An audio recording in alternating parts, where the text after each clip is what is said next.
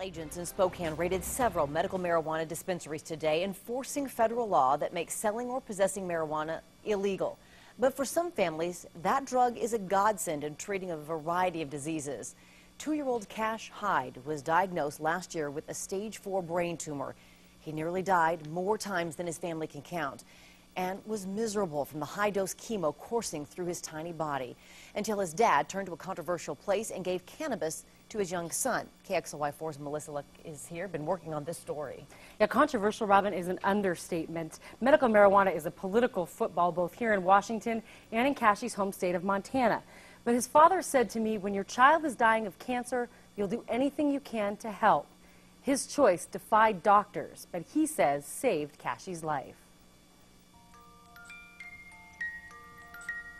June 21st, 2008 is a day Mike and Callie Hyde will never forget. He was just a healthy little boy, born there in Missoula. Cash Michael Hyde's very first birthday, a family now complete. They never could have imagined the journey little Cashie's life would take. He was just your average, happy little kid, and then he just started to get sick. It was shortly before Cashie's second birthday when Dad Mike knew something wasn't right. Well, he started being very tired, sleeping a lot, very cranky. He started to throw up. We started taking him to the doctor, and the doctor would tell us that he had mono. For 6 weeks, it was the same diagnosis over and over. But Mike refused to accept what doctors were telling him.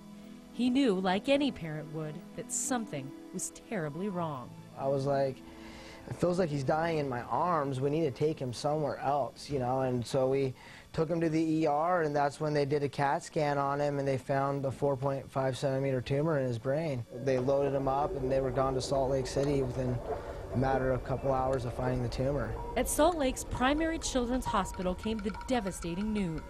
Their little boy was facing incredible odds. Brain surgery revealed a peanut tumor wrapped around Cashie's optic nerve. When we arrived in Salt Lake in May, Cashie was so sick that, I mean, his eye was starting to get pushed out. He was sleeping 16 to 18 hours a day. He was vomiting. He was pretty much as sick as, you know, you can get without being, you know, on your deathbed. Doctors cut into Cashie's brain to remove what they could, only about 10% of the tumor. The Hydes could only hope aggressive treatment could get the rest. 3 rounds of chemo followed by stem cell rescue, then 3 rounds of high-dose chemo after that. A difficult treatment plan for anyone, so imagine what it did to a 2-year-old kid. So the first night of chemo, we did 10 hours worth of seizures down in the ICU. And, you know, the doctors told us then he could have brain damage from these seizures. We don't know where it's going to be in the morning, just going to have to wait and find out. Cashie spent his second birthday in a hospital bed, swollen and sick from the medication intended to save his life. Doctors were uncertain he would make it to his 3rd birthday. It's overwhelming. I'm going to hold this, okay? By the end of September, he had gone 40 days without eating. He was vomiting 9 to 10 times a day. He couldn't lift his head off his pillow. He was literally laying there shivering in his bed. And the doctors came in, and I said, is there anything we can do for Cash? The doctors had no answers, so Mike found his own. Relief in the form of a controversial oil, cannabis, illegal for you and I to possess, and something Cashie's doctors wouldn't even discuss. Mike got authorization to give Cashie the oil, and without telling them why, he told the doctors to wean Cashie off the nausea cocktail. Inserted through Cashie's feeding tube, a tiny amount of oil replaced all those drugs. The result, Mike says, was almost immediate. You're watching a kid that hasn't had the will to eat in 4 months, 5 months, actually take a bite of something. He hadn't eaten a thing in 40 days, and it was really incredible just to watch him take a bite of a piece of cheese, you know. It's showing that he wants to live. There you go. Cashie did his last round of high-dose chemo with no anti-nausea drugs. Mike says the doctors told him they were amazed. Mike never told them why.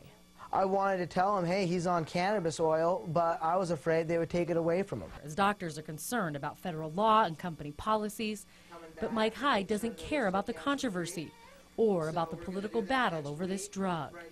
He cares that his son survived and is convinced not only did the cannabis oil make Cashie feel better, It prevented long-term damage to his organs. For Mike, the living proof is in this vibrant 2-year-old boy. Yeah, it's very controversial. It's very scary. But there's nothing more scary than about losing your child. A week after we did this interview, Cashy was back in Salt Lake for scans, finding out he's cancer-free. He's back home in Missoula, back with his family, back to teasing his big brother Colty. Cashy will spend his 3rd birthday like every kid should, with the fight of his life behind him.